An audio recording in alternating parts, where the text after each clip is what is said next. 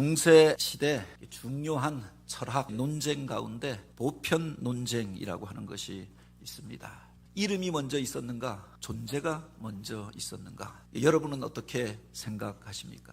어찌되었든 우리가 기억하여야 할 것이 있습니다. 그 이름 속에는 그가 가지고 있는 존재 그리고 그 정체성이 담겨져 있다. 우리가 잘 아는 김춘수 시인의 꽃이라고 하는 시가 있습니다. 내가 그 이름을 불러주기 전에는 그는 하나의 몸짓에 지나지 않았다. 그러나 내가 그의 이름을 불러주었을 때 그는 나에게로 와서 꽃이 되었다. 그런데 우리가 그것을 불러줄 때 의미 있는 이름이 되어졌다. 우리가 하나님의 이름을 부른다라고 하는 하나님과의 관계성 속으로 들어가는 것을 말하지 않습니까? 누구든지 나의 이름을 부르는 자가 구원을 얻으리니 라고 하였습니다. 마태복음 1장 21절에 보면 그분의 이름을 이렇게 알려주지요. 아들을 낳으리니 이름을 예수라 하라. 이는 그가 자기 백성을 그들의 죄에서 구원할 자이심이라. 예수라고 하는 이름, 하나님의 구원을 이루셨는데 바로 수많은 사람 가운데 예수를 자처하던 사람도 있었고 예수로 불려지던 사람도 있었는데 하나님으로부터 기름 부음을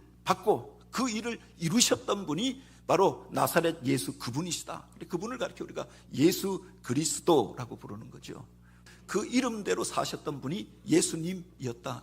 우리 가운데 찾아오시지 않았습니까? 이 사건을 가리켜 임마누엘 사건이라고 이야기합니다. 바로 그 하나님과의 관계는 이름을 부르는 것에서부터 시작된다라고 했습니다. 그 이름 속에 하나님의 기대가 담겨져 있는 거죠. 올 한 해 우리 교회가 표로 삼은 제목이 오직 너 하나님의 사람아. 오늘 우리를 하나님의 사람으로 부르셨습니다. 그 속에 하나님의 기대가 담겨져 있지 않습니까?